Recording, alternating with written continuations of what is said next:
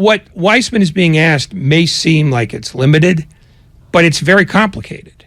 The stuff that he has to do, it may not seem like it's a lot to the casual fan, but it's still complicated because you have to know reads, you have to know when to react, you have to know when to dive. You have to know that stuff, and you have to know it almost instinctively because you've done it over and over again. And he is, for whatever reason, not there yet. He needs reps. But is it insulting to send Wiseman or Kuminga at this point in their NBA career to the G League? No. I don't think so either, but I've thrown this out to other Warrior fans who say, oh, come on, they're beyond the G League. And I'm like, they're not beyond the G League. These are two of the rawest players in the league. They can't get minutes. That's what the G League's there for, to get you minutes. Exactly. And the things that you just described as he doesn't naturally dive on a pick and roll, that's got to be second nature. You can't wait for the bench to call out the dive. Yeah. You have to know to dive, and you could get those reps in the G League setting picks for somebody else. Yeah, right? but you'd also have to be willing to do that. And I don't know if they are, and if they are, I don't know if the Warriors can afford to send them down, because who are you bringing up then? Are you really going to live with Anthony Lamb night in and night out? I'm not sure. But, the Warriors, basically, they rolled the dice with those two guys this year. This is the year that we need them. And the truth is, they do need them, but they can't use them like this, or they can't use them in very long stretches like this. Before we jump to the lines here, because we've got some people want to talk, Scott's hanging out in Orinda. Would you say the Warriors' issues are more along the lines of Kuminga and Wiseman and how raw they are in the second unit? Or it seems like the Draymond punch of Poole just is always brought up, like that is somehow impacting their vibe, their slow start, their struggles, maybe Poole's performance. If you had to say, I know that's generalizing completely, and you don't like to do that necessarily, but if you had to generalize Draymond and Poole and the drama surrounding the fact that Draymond dropped him, or the rawness of the two young bigs is the primary issue? It's more complicated than that. But I think if you had to stack them, the rawness is a bigger worry than the punch. Really? Because they can get around that. In fact, they already sort of have settled it. Poole got paid. End of discussion. Now, has that played into Poole's mind going, well, now that I got paid, I got to score like I'm getting paid, and that's why he's jacking up shots at a breakneck pace? Yeah, I don't know, but, that could be part of it. I think, though, that the rawness of Kuminga and Wiseman, is exacerbated by the fact that the rest of the second unit, which has to share blame on this rawness, does not have Otto Porter or Gary Payton, or, guys who were veterans who could fill in and do it, who could hide the deficiencies of their young guys. I mean, JaMychal Green is supposed to be that guy. He hasn't done it yet. Dante DiVincenzo has been largely hurt, so he hasn't been able to do it. It's guys being left to their own devices rather than having a veteran or veterans, and I should include Andre Iguodala in that because he hasn't played yet, and players listen to other players when those other players are playing, not when they're dressed in civvies. So I think in general, it's their rawness and no backup to help ease their transition. You mentioned JaMychal. I've been very disappointed with how he's played. The idea that he had that one aberration year and that he's going to go back to being a better three-point shooter, to this point has not happened. Let's hear from Anthony Slater, who kind of weighed in on the Warrior locker room. Let's hear from Slater. I would say this: the tension, directly related to the punch feels like it's lifted. If you're in the locker room, if you're around the team, it does feel like, old Draymond joking with the veterans, chatting with the young guys. It's like there's no more conversations I have around the team where like it's directly like talking about the punch. There you go, Anthony Slater on the Morning Roast with Bonte and Shasky. That from this morning. Let's go back to the lines here. We've got Scott, who's in Orinda, and I don't want him to wait any longer. Scott, welcome. You're on 95.7 The Game. Hey, guys, great show. Thanks for having me. You just touched on it. My plan would be send them down to the G League for 2 months, give them a month back in the show, and if they don't fit, do what the Rams did to get to the Super Bowl and the 49ers might have done to get to the Super Bowl, trade them both for Miles Turner. That's interesting. Miles Turner's 26. He's also had a bunch of injuries and has struggled to stay on the court. I do think Indiana does kind of set up well as a trade partner if the Warriors get to that juncture because of Turner, because of Duarte, because of some of the players they have in that team that I think would be, the Warriors would like to have back. Well, that's helpful for the Warriors, but what does that get Indiana? Well, Indiana's looking for a reset, right? Aren't they? Yeah, but you don't just reset with guys who have not yet proven they can figure this out. Well, they have other picks. They have better options for Miles Turner and Buddy Hield, and if you want to say Duarte, than those two guys. I'd like to know what you're hearing, because I'm not. I mean, first of all, I like Kuminga and I like Wiseman. I just don't like them on a team that's a title contender ready to win right now. They need, as the caller said, I don't know about months in the G League, but they need G League run, and they need a year, maybe two, to develop. I don't think it's going to happen overnight. But there are NBA teams that could work them into their rotation because there is no pressure to win. There is no talk about a title. On this team, if they could get them to play the way they want them to play, in the spurts they want them to play, in the roles they want them to play, then they're going to be effective. If not, they might be a detriment. You see what I'm saying? I mean, I see what I'm saying is the Pacers can put Miles Turner in a bunch of places. Oh, sure. But 6'11" guy, 26. Yeah, but what I'm saying is they may not want to take Wiseman and start over. Or just projects who haven't shown anything yet. They might just want, give us the draft choices, we'll figure out guys we like. And there are teams that have draft choices and would do that. So I think it's a nice trade in theory for one team, but not the other. Right. The team that the Warrior fans care about, the Warriors. That kind of makes me think that you think there's a very viable, realistic bust factor for both. And is that, am I reading you wrong there? Because that's what it sounds like. I'm saying it's possible. Again, I can't see the future. I can't see when the light bulb goes on for either of them. Maybe it does, maybe it doesn't. What I know is it hasn't gone on yet. And as long as it hasn't gone on, there is a possibility that it may never go on. But again, that's trying to foresee a future that none of us have. And I don't think the Warriors have that either. I think they would like to know with certitude, these guys will figure it out. Right now, they're in the mode of, God, we hope they figure it out. But they're not in a place where they can say, these guys absolutely will nail it. It's interesting. From the Golden State's perspective, they really can't do more than they've done to feed into the idea that you develop players at 5 o'clock and the game's at 7 o'clock. You know what I mean? They brought in the Jokic's coach. They've emphasized developmental coaches and I'm sure they've verbalized many plans that they have to try to develop Kuminga and Wiseman. I can't really put any blame on them for not developing these players. I just look at these players as just being hugely crude, raw, young, talented players. And we rarely ever see this, right? We rarely ever see guys this raw, this crude, this young, this talented on teams with title aspirations. And that's the exact situation they're in right now. So if they wanted playing time, they were drafted by the wrong team. I mean, there would be teams that would play both of those guys 30 minutes a game without hesitation. But they'd be Orlando. They'd be Oklahoma City. They'd be Houston. And then if they didn't work out, they'll have another high draft pick the next year. They'll pick the next one. That's the thing. It's, you can give a guy minutes, but you can't teach him what he needs to know unless he can absorb it.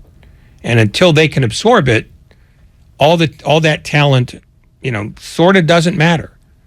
You can't survive without it, but if you don't hone it and make it skillful, you can't survive with it either. Yeah. No, I mean, it's a good point.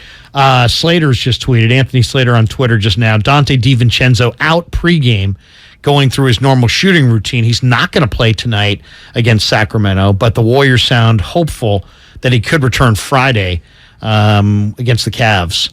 So that's good news. That's good news. DiVincenzo obviously very much a big part of that second unit.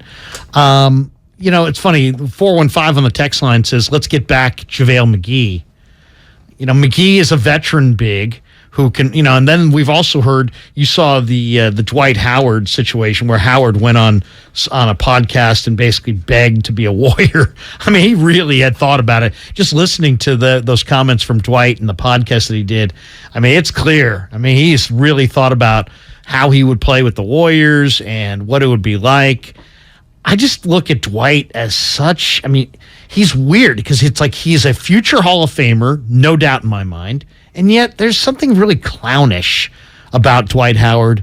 And I don't know. I think the Warriors seem like a more serious outfit than one that would want to take on, some kind of a guy who's kind of silly and he just does some things that are just not along the lines of winning culture basketball. What's your thoughts on the potential for either McGee or Dwight? Dwight's a free agent. You can't go back in time. So no on McGee. No on either of them. The truth is, Dwight Howard's skill set has been basically overgrown by what the NBA wants out of centers now. He's just doesn't shoot the face up shot from distance at all. No, I mean he's a guy. If you need 6 fouls spent, yeah, he's your guy. But that's about it. I mean, just the whole let's bring back guys who used to be here. Why? There are players out there that can do the JaVale McGee thing. You're remembering the McGee of 3 years ago when he was really helpful, or maybe 4 years ago, to be honest. That's gone. Guys get old. Guys, pass out of the league. I mean, so, looking through old Warrior media guides for the answer to the modern conundrum that's nuts to me. That's why I don't take calls. You don't want Victor Alexander? No, Smoothie will not help. You don't want the big fundy. You don't want Chris Gatling? You don't want Gat? I think Gat's got a different gig now. Yeah, I think so too. Yes. Wasn't he a squatter for a while? I think he's in jail now. Oh, well, there you go. Yeah. So he's being detained right now. Okay, let's take another one here. Tim's in North Carolina. We're big in North Carolina, big in Charlotte. Tim, you're on 95.7 The Game. Wants to talk a little bit about the Warriors and Kuminga and Wiseman. What's up, Tim? Yeah, I'm when I hear the tone, guys, I'm amazed at how I'm trying to understand how Kuminga fits into any of this. This young man played 17 minutes a game last year. I think he did a phenomenal job last year. I think this year the only thing that has changed is some of the pieces around him. If you go back and look at a lot of Kuminga's success last year, it happened with Otto Porter on the floor. It happened with Bielisa on the floor, guys that spaced the floor, and he utilized his driving ability. This year, if you look at those first couple of games, you'd notice that we substituted Otto Porter for Jermichael Green. We substituted Wiseman for Bielisa, two totally different players. Thus, you saw a different Kuminga out there with those guys. One thing I saw with Kuminga, he wasn't trying to force it. He wasn't trying to get his. He was actually out there moving the ball, doing things that he needed to do. Yes, he was making mistakes on defense, but I don't understand how he keeps getting lumped in. Now, listen, Wiseman hasn't played basketball 40 games in 3 years. Any of us that know anything about the game of basketball, you are going to be a step slow. And I'm not saying it's okay, but you are absolutely right, guys. He is so slow-footed when guys are making moves and doing different things. I can see that, and he definitely probably needs to go down and get some minutes. But I don't need anything more for Kuminga. I don't even think I need anything less. If he can give us somewhat just what he did last year, maybe a few more improvements if he gets more time, but nothing has changed with Kuminga. I just don't understand how he gets lumped in like he's not developing. I mean, the guy is confident. He went out there. I mean, one thing that was scary that could happen with any young player who gets all those DNPs that he was getting after contributing and playing last year is their confidence gets shaken. And I was glad to see that with him.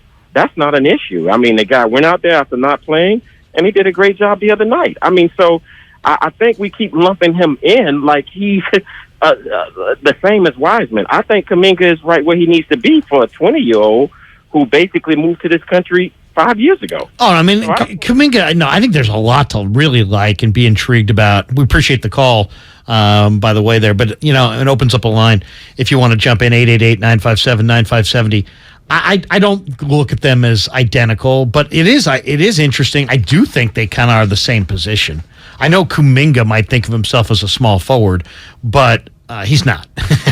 This just in, he ain't a small forward. He might not even be a power forward, Ray. He might be kind of an undersized 5. You know, we may really be looking at Wiseman and Kuminga as kind of the same guy in some ways, except Kuminga's 6'8" and Wiseman's 7'1" change or whatever.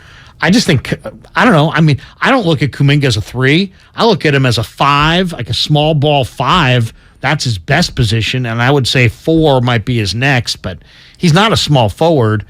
But the caller is right. They're different people, and they're at different points in their game. But I think there's a lot of raw traits for both players. I think both guys have great upside, but both guys have to be kind of taught the game, and it's not necessarily instinctive. I'm amazed that Jonathan's, made the, adapted to, he's been away from home. This guy's spent a lot of time away from home at a very young age, and here he is in the NBA. And what'd you think of him Friday night against the Pelicans, by the way? What'd you think of his performance? Because, they gave him some run, and he looked more natural. I love the way he attacked the glass, and I'd like to see him do more of that. To me, without GP2, Kuminga could be that dominant, long-armed, defensive menace that really bothers other teams if he committed to it.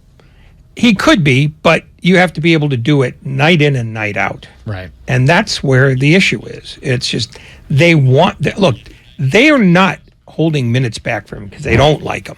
If they didn't like him, they wouldn't have, re-upped his deal. They'd send him to Santa Cruz on a one-way ticket and never see him again. They want him to be what they want him to be. And that takes learning, and it takes sort of a culture inside your own head where you go, okay, I'm not going to be the guy who gets the ball at the end of the possession. I'm going to be the guy who chases the ball down and then gets it to one of the scorers. They're not waiting for me to suddenly go for 20 and 12. If you get 20 and 12, that's gravy. But for the most part, they have a role for him to fill, and he's not filling it. And the reason why he gets lumped in with Wiseman is because they are both guys on the same team who are not getting much run because they haven't earned it yet. It's not that they're the same player. It's not that they have the same experiences. It's that they are on the same team at the same time, and one of them's getting DNP CD'd half the time, and the other one's getting 7 minutes here, 8 minutes there. That's why they're put in the same boat. Let's hear a couple quotes from on Kuminga. This is Kerr on what he saw from Kuminga Friday night against the Pelicans. I think the other night we got to look at some different combinations, which was really important. The first 8-9 games of the year were really about getting our feet underneath us and trying to see what we had with different combinations. And I think we've learned we got to try something different. And so JK will be part of the new rotation, and I'm excited to play him. And he's just got to keep doing what he's doing. Whose minutes is he going to get? Well, logically, some of those minutes will be Green's because it has to be. I don't think you can afford to take away any of Wiggins' minutes. He's now vital to everything they do. You're not all of a sudden going to say, okay, you be the 2. We'll let you, you take Clay's spot. There's only so many options you got. I think it's either Green or, JaMychal? No, Draymond. Okay, so but Kuminga's not playing. You want to see Kuminga play with the starters? I don't care. I don't think it matters that he starts. I think if he can give them 18 minutes of quality basketball, they'll find a way to turn that into 22 or 26. The problem is that other than the game against New Orleans where they sat all their starters, he gets 6, 5, or none. I mean, he's got to make his own way. But in terms of where he would do this, I mean, the minutes, I presume, would have to come, away, obviously, from Wiseman. I mean, I don't think Looney is going to get any fewer minutes than he gets now. He's too important in Steve Kerr's head for that. So it sort of falls on Draymond Green, and Green is playing so well right now that I don't know how much you can take away from him to find more run for Kuminga. And I think that's the most important thing to remember here. It's not the Warriors' job to find run for Kuminga. It's Kuminga's job to make himself so good that they're forced to give him run. No question. And we're putting hand minutes out. Yeah, we're putting the cart before the horse. It's not about Kuminga's development. It's about the team's development. And Kuminga can either be part of that or not. But it's largely up to him. Let's hear from Clay. Clay had this comment. He just wants to see Kuminga. And let's hear what Clay had to say. I thought it was interesting the way he kind of crystallized it. I just want to see his energy at the highest level at all times. He's such a great athlete that he can do so many great things out there when he just plays hard. And he's a great cutter. He's a great defender. And I'm excited for Jonathan. He's easy to find around the rim, and he's a great cutter. And he's got such a good size on the defensive end that as long as his effort's there, he's going to contribute. So, I mean, what a great position to be 20 years old and on defending champs. It's pretty cool. So I think the world of him. We parse out, what guys say and think that has great meaning, but Klay Thompson is basically saying, I like the guy. I like the kid. Nice kid. But he's also saying we'd like him to be more energetic all the time doing the stuff we want him to do. He's not consistent enough to get the run that it would be fun for him to have if he could do that. I mean, that's, he mentioned energy like 4 times. So he's sort of leading you down to the answer, which is when he brings the energy, we really love this kid. Yeah, but we can't always rely on him bringing the energy on from one possession to the next. Yeah. And I think that's where this is at. It's, maybe he gets frustrated easily, or maybe he gets baffled by what they're asking him from play to play. But, you can't go say, every time down the floor, I know what Jonathan Kuminga is going to give us. The reason why Kevon Looney starts is because every time down the floor, they know exactly what he's going to give them. And a guy who maybe is 80% of another guy, but does the same stuff over and over again, is often more valuable than the guy who's 20% better, but only gives you 50% as much consistency.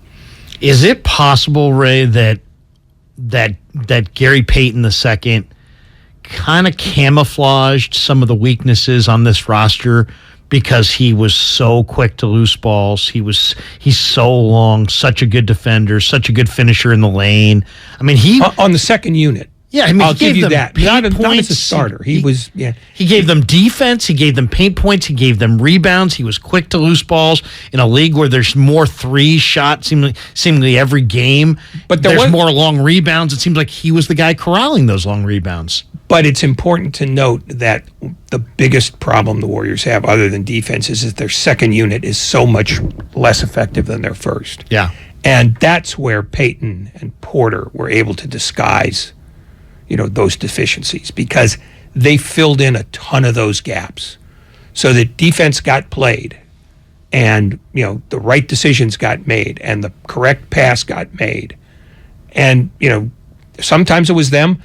Other times it was, Poole on that side. There was a more efficient second unit because those guys were on it. Now they don't have, that's where they mattered. They didn't matter as starters as much, because the Warriors had their starting lineup. Night in and night out, you knew who it was. And at best, Porter was an ancillary member of that. At best, Payton was an ancillary member of that. It's mostly that they were able to putty up the cracks in the second unit and make the second unit not a profound deficiency. And that's where I think you're talking.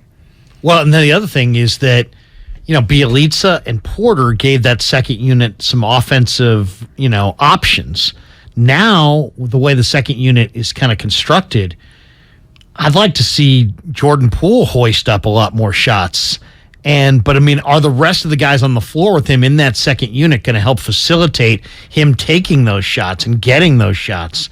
I'd almost like to see them work a little bit more as a group on that second unit to free up Poole to help him get better looks, because he's the guy I want shooting the ball on that second unit.